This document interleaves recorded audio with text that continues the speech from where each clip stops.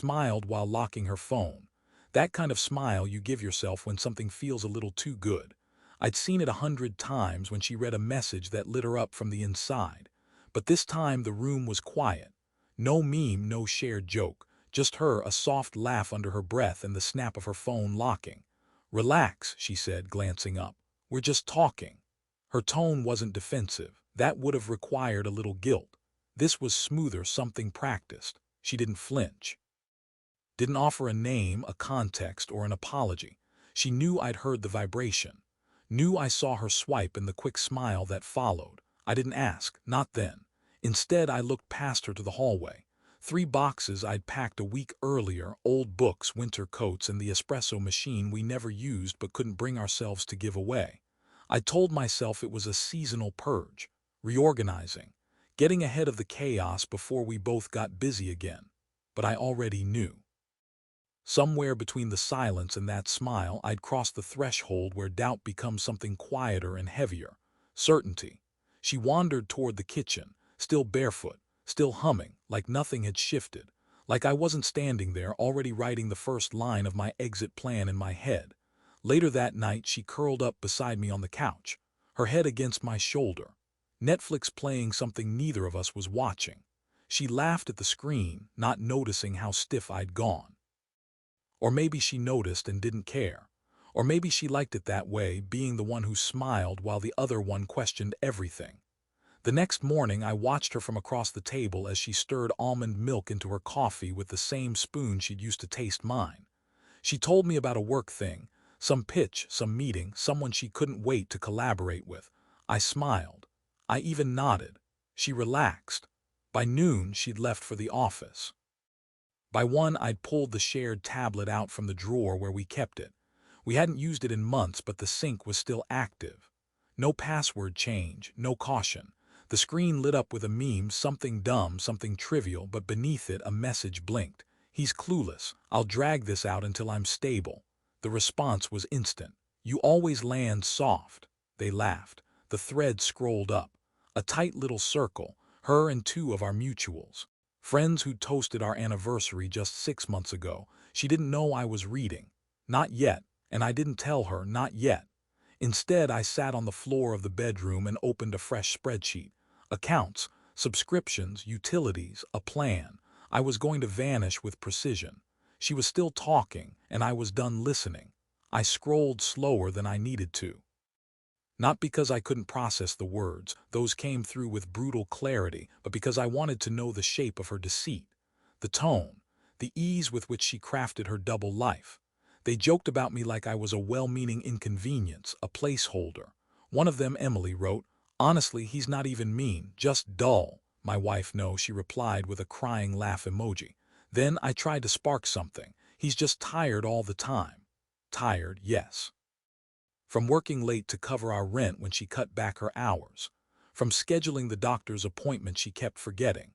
From folding laundry at midnight after she crashed early 3 nights a week. I wasn't cold. I was worn down. Still, I read on. They weren't hiding anymore, not even trying. There were screenshots of conversations with him, memes, yes, but also voice notes, hotel booking confirmations, and messages about me. I was the last piece to rearrange. And the worst part. She wasn't ashamed. There was pride laced into her phrasing, calculation disguised as empowerment. "Once the bonus clears, I'll get my own place. Until then, he's still footing half the rent." A thumbs-up emoji, strategic queen. I closed the thread and stared at the wall. That weekend, we hosted a couple from her side, mutual friends Rachel and Tim. They brought a bottle of wine, laughed too loudly, and told stories like we were still in high school. I watched Rachel closely. Noticed how her eyes flicked toward my wife when I excused myself to the kitchen, how she leaned in just slightly to whisper. I caught none of the words but all of the intent. They knew. After they left, she draped herself over the couch and scrolled her phone like it owed her something. I asked, careful with my tone, "Are you and Rachel still planning that Denver weekend?" She barely looked up. "Probably. We're figuring out dates." I nodded and folded the throw blanket, tucking it over the back of the couch with the same care I used to give our shared life. Then I said I was tired, kissed her forehead like habit, and turned in early, but I didn't sleep. I started backing up my hard drive, sorting my documents, resetting passwords. I removed my name from the streaming accounts. I messaged my brother and asked about his storage unit, told him I was decluttering. Every action was calm, silent, surgical. She was busy texting someone, probably him, about her Denver weekend. By Monday, I had rented a small storage unit under a different name, paid for 6 months up front. I boxed up the winter coats she hadn't touched and drove them there on my lunch break. Stopped at a diner I used to visit when I needed clarity. Ate alone. No phone. No distractions. When I came home, she was on a video call. She smiled and waved me off without muting herself. Her voice, saccharine and bright. "Yeah, he's here, but it's fine. He doesn't suspect anything." I walked past her slowly enough to hear the rest, and then I started measuring the doorway for furniture clearance. That night she made pasta, the kind she only made when she felt like playing house. Cherry tomatoes blistered in a cast iron pan, garlic sautéed just to the edge of burning. Her version of affection had always lived in small acts she could control. Food. Playlists. The soft curve of a wine glass held between 2 fingers. She plated both servings carefully, then paused before handing mine over.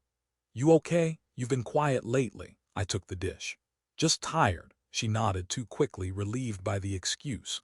The thing is, she didn't actually want to know. She just wanted the illusion of asking, the space to say she tried. We sat across from each other, fork tines clinking, and I watched her bite her lip at something on her phone. Not guilt. Amusement. Private exchange. "You know you can talk to me," she said, not looking up, "if something's off." I considered that, the irony. Then I smiled, slow and small. "Same to you." She blinked, looked up, then laughed like I was joking. I didn't correct her, no need to. Later that week she told me she was heading to a weekend conference. "Work stuff," she said. "Panels, networking, one of those all-day schedules." She kissed me lightly, said she'd text when she landed. She left Friday morning. Rolling back. Blazer, lipstick a shade darker than usual. I waited 2 hours, then opened the tablet again. There they were, group chats buzzing with last-minute adjustments, but now names were more specific. Real names. Her coworker had a full thread of messages with her outside the group. One stood out. "Don't worry, I booked the corner room. You won't have to pretend anything." Another message. "He still thinks I'm in Denver with Rachel, lol. Honestly, I should have been an actor." I didn't react. I just opened a new tab, reserved a moving van, booked a crew, requested 3 strong backs and a 2-hour window. I messaged my building manager and scheduled an early morning elevator lockout. No questions asked. Then I started printing. Printouts of group chats, timelines, screenshots, not for confrontation. I wasn't planning on giving her the satisfaction of a dramatic fight, but I needed documentation for later in case she tried rewriting history. That night I slept better than I had in weeks. Saturday morning I started dismantling the home she'd been abandoning in private. Pulled plates from cabinets, boxed up blankets and silverware. Took down framed prints we picked out together on a trip she now claimed never meant much to her. The crew arrived on time. Efficient, professional, no small talk. I pointed. They moved. By noon the apartment looked like a shell. By 2 I dropped the boxes at the storage unit. By 4, my name had been removed from every shared account I could access. Subscriptions, grocery delivery, calendar syncs. She texted around 5, so exhausted, "Panels all day, you okay?" I didn't answer. Instead, I placed the key on the kitchen table. Next to it, a typed note. "We were just talking. You were preparing a landing. I've chosen to fly." I locked the door behind me for the last time. Sunday morning, I woke to silence. No footsteps from the kitchen. No coffee grinder stuttering into life. The apartment I now lived in was smaller but empty in the right ways. I checked my phone, not for her but for signs of ripple. They came fast. A mutual friend, Mark, texted, "Hey man, heard you and her split. Everything okay?" I didn't respond. I just screenshotted and archived the message. He was one of the quiet ones. Not directly in her group chat but visible in other threads. Liked posts about fresh starts and commented fire emojis under her new selfies while we were still sharing a bed.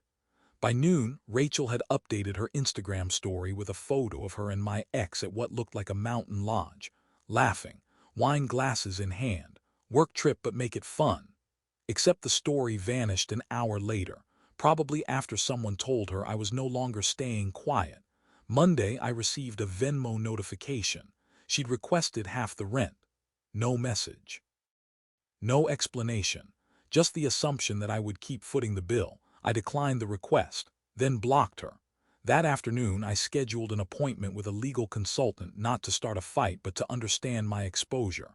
I'd co-signed the lease, helped with utilities, and fronted 2 credit card payments when she said her freelance checks were delayed.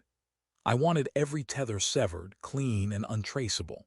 The consultant looked over the printouts, the documents I'd gathered. Was impressed, said most people wait until they're emotional to act. I told him I'd already been emotional, now I was efficient. That night I received a different kind of message from a friend I hadn't expected. Lena, a mutual from years back. We'd lost touch after the wedding. She sent a voice note. Hey, I didn't know, I knew she was pulling away, but I didn't realize how far it had gone. I'm sorry. Her voice trembled, not performative, just conflicted. I didn't reply. But I saved the message. Later, as I sorted through the last of my boxes, I found the scarf she used to wear on cold mornings. The one she'd left on the back of a chair for weeks like a placeholder. I stuffed it into the donation pile without ceremony. Meanwhile, her online presence shifted. She started posting more cryptic quotes about being misunderstood, filtered selfies with captions like, "Some people aren't built for the climb." No mention of me. No photos from the conference. Just vague insinuations and soft misdirections.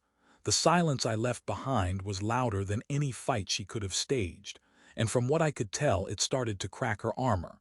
Tim removed her from his followers list. Emily turned her profile private. People were starting to see, not because I exposed her with drama, because I left with precision. Before she started calling him by name, he was my buddy from work. Then just a coworker. Then, as if upgrading his status required careful framing, we're collaborating on a few projects. She used words like that. Clinical, careful.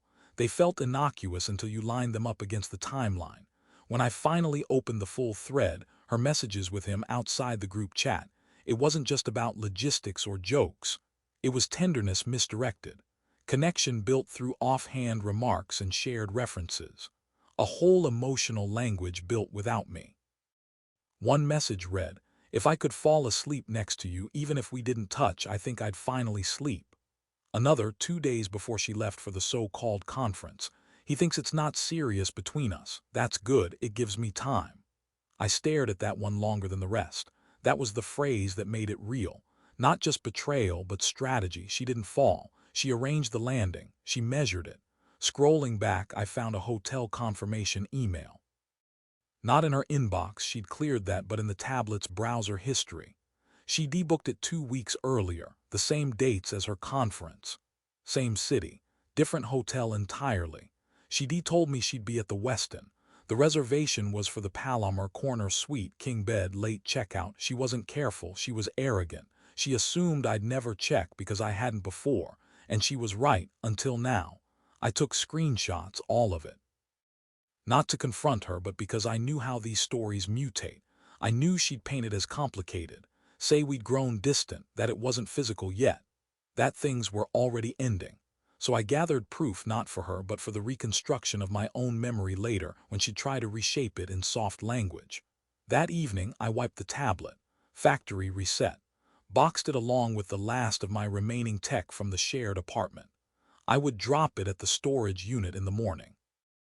Then I called the credit card company. Disputed 2 charges she'd made in my name, one for the ride share to the hotel, the other for a restaurant 2 blocks from it, both within the conference weekend. The agent on the phone asked if I needed a fraud report filed. I said no, I'd handle it directly. She texted again that night. "Flight delayed, I'll be home late tomorrow. Want me to grab dinner?" I read it once. Then deleted it without responding. I no longer needed to imagine the hotel room. The layout, the shape of their night, the tone of her laughter with someone who hadn't built anything with her but received everything for free. What mattered now wasn't what they did in that room. What mattered was how quickly I was erasing her from every part of my life she'd used, and how she still hadn't noticed I was already gone. I woke before sunrise on the day she was due back. Not out of nerves, Those had burned out days ago, but with a kind of cold resolve that doesn't feel like bravery or grief.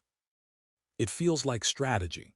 The van arrived at 7:00 a.m. sharp, same crew as before. I met them outside with coffee already paid for, tipped in advance. No chit-chat, they knew the drill.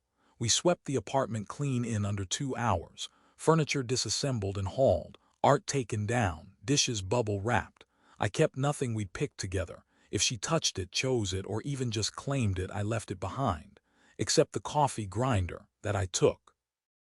Not because it was valuable, but because it was the one thing I'd brought into the relationship alone, and because she never learned how to use it. By 10, the place was stripped, echoes in every room. I left the key on the kitchen table. No note this time, she didn't deserve another line from me. The message was in the absence. The van pulled away without a sound. We didn't talk music or weather. We worked like people who'd done this before. I changed my number on the way to the new apartment. Forwarded my mail, updated banking info, deleted every shared login. Netflix, grocery app, cloud storage, gone. There would be no digital fingerprint left behind. At the new place, smaller, sunlit, rented under my name alone, I placed the grinder on the counter and brewed a cup. It was bitter, strong, perfect. I sat on the bare floor back against the wall and let the silence settle. The real kind, the earned kind. She landed that afternoon, texted once. Made it back. Are you home? Delivered, not read. I kept the phone off for 2 days after that. Let the silence widen. No updates, no forwarding address, no confrontation, no explanation, just nothing. The first crack came via Rachel's story the next day, a reposted quote. Some people give up too early, but I don't explain myself anymore. I almost laughed, not because it was clever, but because it was predictable. By Monday, a few mutuals had unfollowed her. Quiet clicks. No drama, just distance. She started posting more. Vague captions, gym selfies, a video from a rooftop bar with a caption, "Rebuilding is messy but beautiful." Every post a failed attempt at control, a public rewriting, but the comments stayed empty. No fire emojis now, just white space. She hadn't seen it yet, but I'd taken more than my things. I'd taken her ability to tell the story her way, and the silence left behind was growing louder every hour.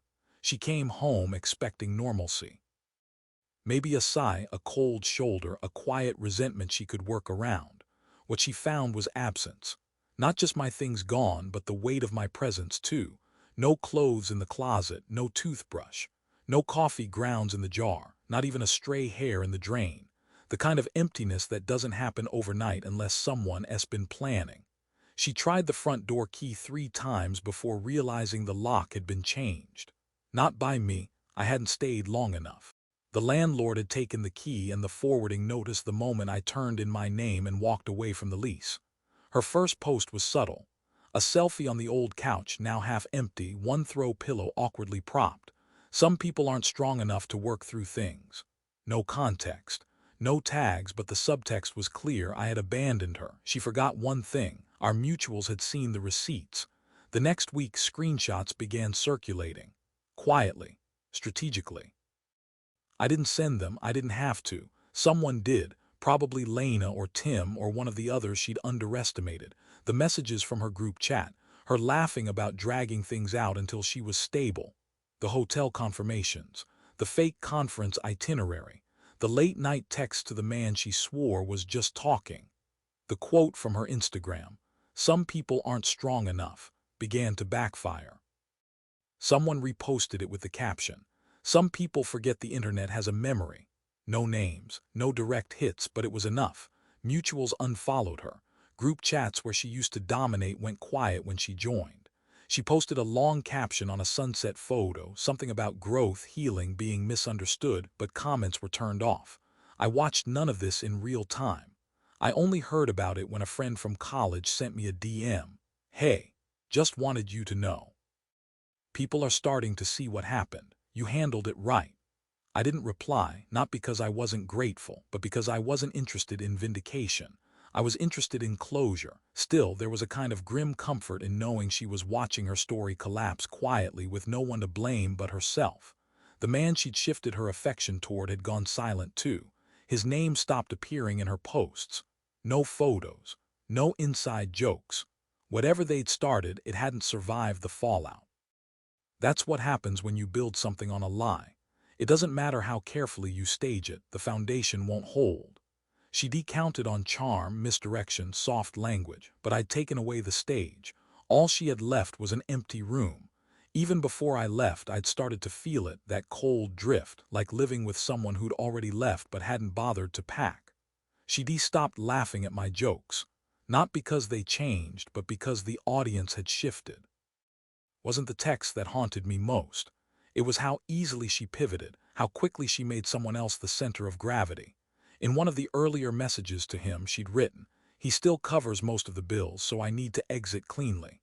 Not cruel, just clinical, like I was a line item in a budget she was waiting to close out. And then more personal, "I can't just walk, he's still in it. I need him to not hate me until I'm fully out." That was the role I'd been reduced to. Not partner, not obstacle, just cover. Someone to absorb the noise while she recalibrated her life in private. I looked back on all the small gestures, how she'd leaned her head on my shoulder just a week before I found the messages. How she'd kiss me lightly in the morning, asked me to grab almond milk, laughed at a sitcom we'd watched a dozen times. None of it was real. It was theater, a performance to delay suspicion. I didn't miss her warmth. I missed who I thought she was before she turned it toward someone else. I'd always known she needed attention, but I didn't know she'd redirect it with such precision. That's what made it worse. It wasn't impulse. It was intentional. She didn't stumble into someone's inbox. She chose it, returned to it, built comfort there while slowly withdrawing it from me. And when he asked for more, she started manufacturing distance between us. The messages proved it. He's cold lately. I just want to feel alive again. Narratives crafted with care, not to describe reality but to justify escape. When she said, "We're just talking," she meant, "I'm already gone, but I need you to stay a little longer so it doesn't look like I jumped." That was the game, not love, optics. What hurt wasn't the betrayal, it was the efficiency of it. The clean way she used my trust like scaffolding, something to lean on while she climbed elsewhere. She didn't shatter anything, she just emptied it. Slowly, thoughtfully. By the time I left, she had already stopped holding any emotional weight for me, and I think that was her final miscalculation. She thought I would chase, or rage, or ask why, but you don't plead with someone who's already rewritten the script. You walk off stage and take the spotlight with you. By the time her next text came through, "Can we talk when you get home?" I had already changed my number. There would be no talk, no debrief. No moment where she got to soften the edges with regret. That window had closed the second she used my stability as a bargaining chip in someone else's private thread. Every piece of me that once lived in that apartment was gone. Utility accounts, closed or transferred, banking alerts, redirected. The storage unit was paid through the end of the year under a new name. No forwarding address. No linked emails. No paper trail. I left no toothbrush behind. No coat in the closet. Not even a coffee mug. The life she thought she could half keep was now fully gone. A mutual friend, someone I hadn't spoken to in months, sent a quiet message. "She's asking around, says she doesn't know where you are, playing confused." I didn't respond, didn't even screenshot it this time. I just let the silence keep working. There was no confrontation scene, no elevated voices or dramatic closing lines. She'd expected tension, maybe, tears. A long explanation she could twist into her next performance. Instead, I gave her nothing. And that nothing grew heavy. She'd spent months hedging, saying one thing in our kitchen while typing another into someone else's messages. She wanted a soft exit, one where I unknowingly absorbed the blame while she found herself on someone else's mattress. She wanted to glide out clean, image intact, sympathy secured. I left her midair. The accounts we once shared, streaming, shopping, food delivery, were now stripped of access.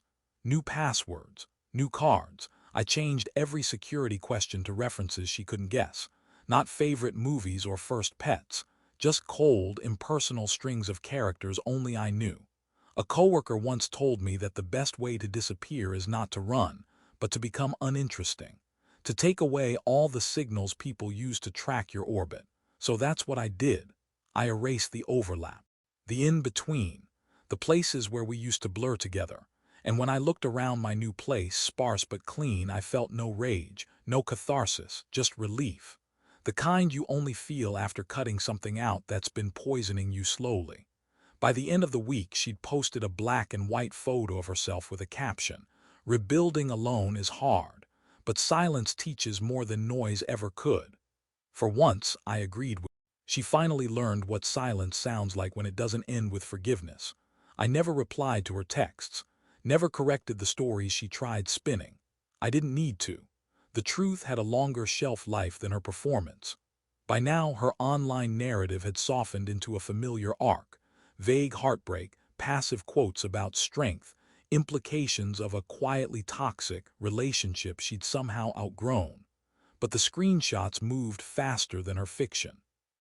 The group chat, the messages, the fake conference, it was all out there now, not blasted publicly, not loud, just shared, quietly, selectively, enough to reach the right people, and it started to show. A friend of mine, Adam, messaged out of nowhere, "Man, I had no idea. She told me you bilayed when things got hard." Then, a minute later, "Guess I should have asked harder questions." She underestimated how many people could read between the lines when the pieces didn't add up. The ones who saw her hiking stories from the same weekend she claimed to be at a panel. The hotel selfie she forgot to crop the man out of, his shoulder still visible in the corner. Small cracks, just enough. Her audience began thinning. The mutuals who once liked every filtered sunset post started going silent. Her captions grew longer, less confident, more defensive. Not everyone can handle a woman growing. I'm done shrinking to make others comfortable. No tags, no location. Fewer likes, fewer echoes. Meanwhile, I was watching from nowhere, not out of malice, but because I needed to see the gap widen to confirm I hadn't imagined the performance, the triangulation, the planned descent into another man's arms while using mine to brace the fall. In one particularly bitter twist, she posted a throwback photo of us, cropped, filtered, with a caption that read, "Some memories hurt, but growth comes from pain." It didn't sting. Not anymore. By then, I knew exactly what she was doing, reframing the past just enough to salvage her part in it. But her problem wasn't me. It was that the new story couldn't hold weight when people had seen the old script. The coworker, the one she used to laugh with in private, was conspicuously absent from all her posts now. No trace, no tags, no more late-night replies. If he'd been part of the plan, he wasn't sticking around for the cleanup. And that's what her exit really was, not a new beginning but damage control. She hadn't built a new life, she just tried to control the narrative of the one she helped burn down. But this time, no one applauded, they just left quietly. Her final message came late on a Thursday night, weeks after the last failed attempt at spin. No preamble, no punctuation. "Can we talk?" It didn't deliver. The number was gone. The account gone. There was no version of me she could reach anymore. A few days later, I learned she drove by the old apartment, probably thinking she could catch me walking in or out, confront me casually, reclaim some narrative space. But the apartment wasn't mine anymore. The name on the mailbox was someone else's. The key she used to carry didn't fit the lock. She stood on the outside of a door she used to own half of and found nothing familiar on the other side. A friend, one of the few who still kept loose tabs on her, told me she looked stunned. Not broken, not weeping, just caught off guard. Like she'd finally realized there would be no final scene, no closure she could use as emotional currency. I never raised my voice. I never gave her the fight she was ready for. The kind of conflict that could be spun into a story about miscommunication, hurt feelings, messy endings. I left her before she even saw the lights dim. She thought leaving would be a gradual process, one where I'd stay emotionally available while she restructured her reality. But I removed myself in a way she hadn't anticipated, completely. What she didn't realize, what people like her never seemed to, was that emotional detachment isn't a single decision. It's hundreds of small ones made in silence, passwords changed without notice, mail rerouted without drama, plans made without discussion. The man she'd whispered about, he still thinks we're not serious. That's good. Never got a public debut. No relationship launch. No storybook shift. Because she wasn't looking for love, she was looking for cushion. And when the cushion vanished, she tried to fall back into a life she assumed would still be there waiting. It was. She had deleted me from her real emotions long before I disappeared. All I did was return the favor with precision. In the end, she reached for a ghost and found air. And I didn't need revenge. I didn't need anyone to pick sides. I just needed to walk out without needing to explain why, because she already knew. And that silence, that was the last thing she heard from me.